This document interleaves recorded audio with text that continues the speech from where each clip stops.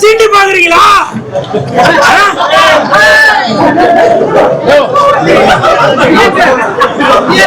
திராணியோட நிற்பேன், துணிச்சலோட நிற்பேன், துவளாம நிற்பேன், தோல் கொடுத்து நிற்பேன்.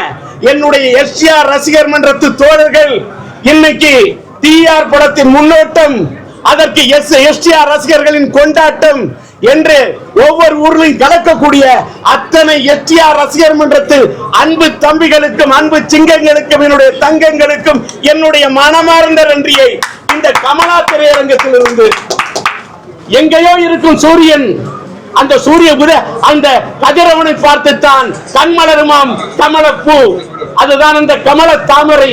இந்த கமல தாமரையிலே இந்த கமலா திரையரங்கத்திலே நின்று எங்கேயோ இருக்கக்கூடிய அந்த ரசிகர்களுக்கு என் நன்றியை தெரிவிக்கின்றேன்.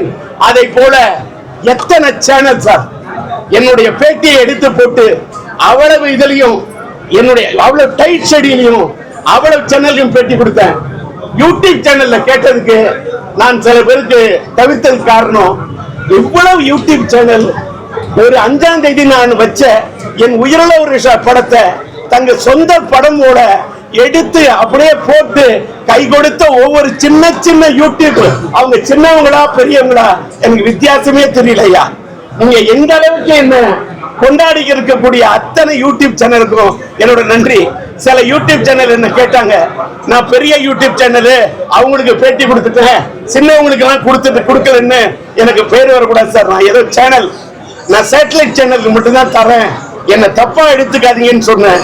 அதே வார்த்தையை தான் இன்னைக்கு கமலா திரையரங்கத்தில் நின்னும் உங்க எல்லாத்தையும் சொல்றேன். அதே மாதிரி நான் படம் ரிலீஸ் பண்றேன்னு சொன்னோன்னு என்னுடைய பத்திரிகை உலகத்தில் இருக்கக்கூடிய பத்திரிகையாளர்ல சார், என்னுடைய நண்பர்கள் நான் பேர் சொன்னாக்கா லிஸ்ட் போட்டுக்கிட்டே இருப்பேன்.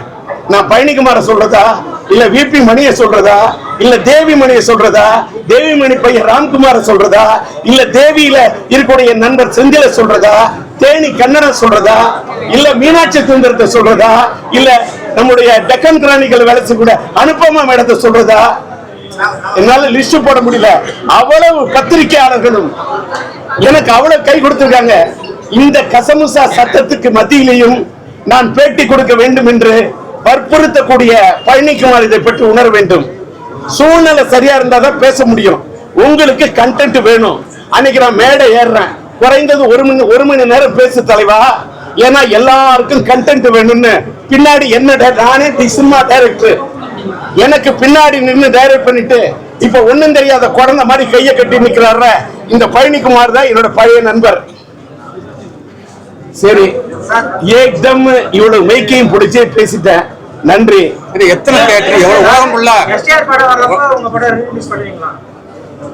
என்னுடைய பையன் படம் வரக்குள்ள நான் எப்படி ரிலீஸ் பண்ணுவேன்? ஏன் விரல் எடுத்து என் கண்ணிலே குத்திப்பேனா? இல்ல இல்ல, என் பையனோட என் படம் வரக்குள்ள அந்த படம் வந்த படத்தை கேட்பீங்களா? நீங்க எந்த படத்தை பத்தியே கேட்கணும், யார பத்தியா பேசணுங்க? நான் ரொம்ப சாதாரண ஆளுங்க.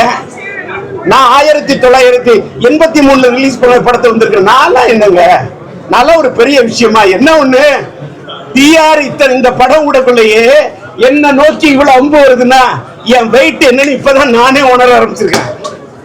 இந்த காலத்துல என் வெயிட் என்னன்னு இப்ப உணர ஆரம்பிச்சிருக்கேன். அவங்க யாருங்கிறத அவங்க காட்டிட்டாங்க, நான் யாருங்கிறத இன்னும் தான்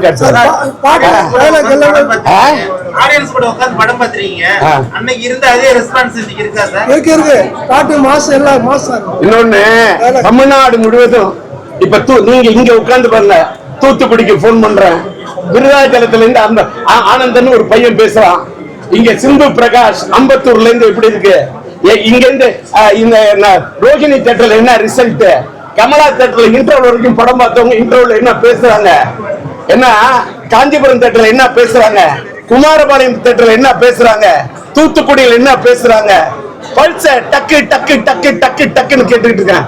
ஒரே இடத்துல இருந்து உட்கார்ந்து சேகரிக்கிறோம். டிஆர்ல இந்த படத்தை வெளியிட்டு இருக்குது இயக்குனர் டி ராஜேந்தர் அல்ல, சிம்பு சினியாட்ஸ் என்ற விநியோகஸ்தர். இந்த விநியோகஸ்தராக எனக்கு துணையாக நின்ன தமிழ்நாடு முழுவதும் அத்தனை பேருக்கு என்னோட நன்றி. அன்னைக்கே சொல்லிட்டேன், திரும்பவும் சொல்றேன்.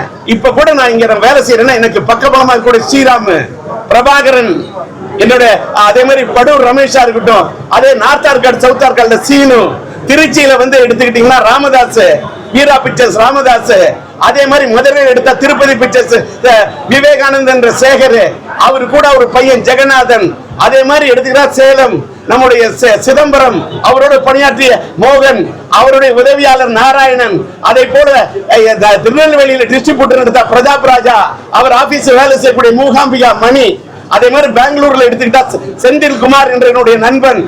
இப்படி தமிழ்நாடு முழுவதும் நான் இந்த படத்தை வெளியிட்டு விட்டு நான் நிக்கிறேன்னா அதற்கு காரணம் சிம்பு சினியாட் என்ற விநியோக நிறுவனம்.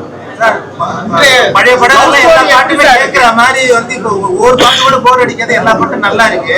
ஆனா இன்னைக்கு சில மியூசிக் டைரக்டர் போடுற பாட்டை வந்து கேட்கவே முடியல. அதுக்கு என்ன காரணம் சார்?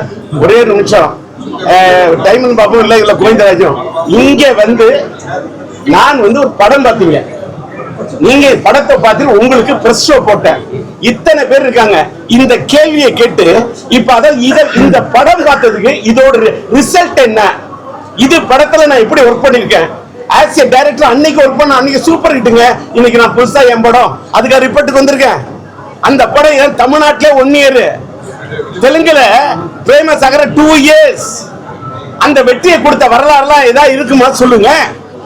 அப்படியே அன்னைக்கு வெற்றி. ஆனா இந்த காலத்துல ஒரு படத்தை எடுத்து அதன் பழைய இசையமைப்பாளரை அதே பழைய பாட்டோடைய சோலோ, அதோட சோல் கெடாம, அதோட ஆன்மா கெட்டுறாம, அதற்காக மியூசிக் பண்ணி, அதற்காக ரீ ரெக்கார்டிங் பண்ணி, அதற்கான பீட் கொடுத்து, அத நாவல்ட்டியோட டிஜிட்டலா நவீன யுகத்துல கொடுத்தது எப்படின்னு பார்க்கணும்.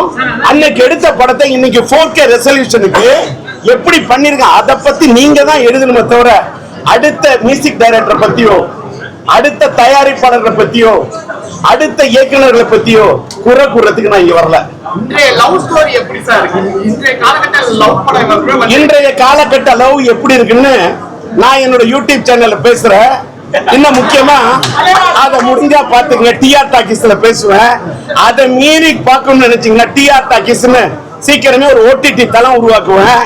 சினிமா தியேட்டர்ல படம் வெளியிடுறது ரொம்ப கஷ்டமா இருக்கு. கஷ்டம் இல்ல, கஷ்டமா இருக்கு. பயங்கரமான பாலிடிக்ஸ். திரை உலகத்துல இவ்வளவு பெரிய பாலிடிக்ஸா? சினிமால ஆனானப்பட்ட ராஜேந்திரன் இப்படி அல்லல் போடுறேன்னா மத்தவங்களுக்கு எல்லாம் எப்படி தெரியுமா? அவ்வளவு ஆப்பு வைக்கிட்டோம். ஆனா இந்த காலத்து லவ் எப்படி இருக்குன்னு சீக்கிரமே ஸ்ட்ரைட்டாவே தமிழ்லயே இன்னைக்கு 13ஆம் தேதி இத்தனை எதிர்ப்பை பார்த்துட்டல, அடுத்த புது படம் எடுக்கிறேன், என்ன எதிர்ப்ப சந்திக்கலாங்கிற ஆலோசனை பண்ணிட்டு எடுக்கிறேன்னு எடுக்கிறதுக்கு திட்டம் போட்டேன். இன்னைக்கு இறைவன் வித்து போட்டுட்டான். என்ன இன்னைக்கு தூண்டி விட்டாங்க, விளக்கு பிரகாசமா எரிய ஆரம்பிச்சிருச்சு. சினிமாவில் வந்து கம்பேர் கொடுத்துட்டீங்க, அரசியல் என்ன 2 மாசம் ஒரே நிமிஷம் நண்பா, உன் பேர் என்ன? நான் ஏதாவது அரசியல் பேட்டி கொடுக்கணும், நான் கட்டி வந்திருக்கேன் கர பேட்டி, நான் கொடுக்க வந்தேன் அரசியல் பேட்டி. என்கிட்ட பேசக்கூடாது, ஏட்டிக்கு போட்டி. நன்றி, வணக்கம்.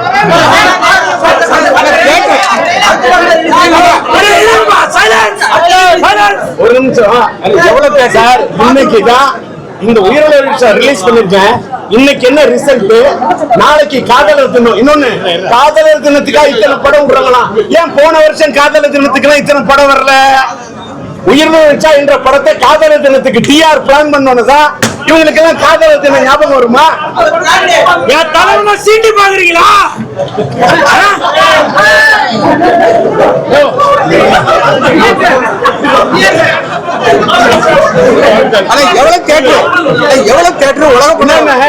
நாளைக்கு பல்ஸ் தெரிஞ்ச பிறகுதான் எந்த அளவுக்கு தெரியும். நான் 100க்கு மேற்பட்ட தியேட்டர் ரிலீஸ் பண்ண, கிட்டத்தட்ட 150 தியேட்டர் பண்ணிருக்கேன் சார். எனக்கு இது போதல, எனக்கு இன்னும் அதிகமான தியேட்டர் இனிமேதான் கிடைக்கும் நம்புறேன். கடவுள் எனக்கு ஒரே பலம், கடவுள் தாங்க. அதனால நாளைக்கு ரிசல்ட்ட பார்த்துருக்கான், இந்த உயிரிழப்பு ரிசல்ட்ட பார்த்துட்டு தான் 2K கிட்ஸுக்கு என்ன பிடிக்குது, இந்த ஜென்சி ஆடியன்ஸுக்கு என்ன பிடிக்குது, இன்னைக்கு உள்ள இளம் பிள்ளைங்களுக்கு இந்த மாதிரிலாம் காதலிக்கலாமா? பெண் குழந்தை அந்த பெண் பிள்ளைங்களுக்கு இவ்வளவு சின்சியரான காதல்லாம் இருக்கா அப்படின்ற அவங்க எல்லாம் வந்து படத்தை பார்த்துட்டு அந்த பிள்ளைங்க எனக்கு ஆதரவு கொடுத்தாதான் நான் விடுதலை ராகத்தை பத்தியோ இல்ல மைதிலி எண்ணி காதலியை பத்தியோ காதல் அழிவதில் ரீரிலீஸ் பண்ணலாமா இல்ல இது நம்ம ரீரிலீஸ் பண்ணலாமா மோனிஷா மோனிஷா ரிலீஸ் பண்ணலாமா எங்க வீட்டு வெள்ளம் பண்ணலாமா என் தங்கை கல்யாணி பண்ணலாமான்னு இனிமேதான் முடிவு பண்ணும். போர்மா நண்பா, அவ்வளவு அவசரம்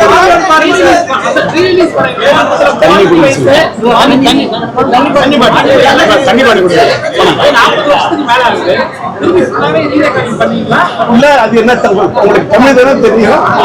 38 நாள் ரீ ரெக்கார்டிங் பண்ணிருக்கேன்னு சொல்றேன். திரும்ப பண்ணிருக்கீங்களான்னு கேட்கல. படம் பாருங்க, பழைய ரீ ரெக்கார்டிங் பாருங்க.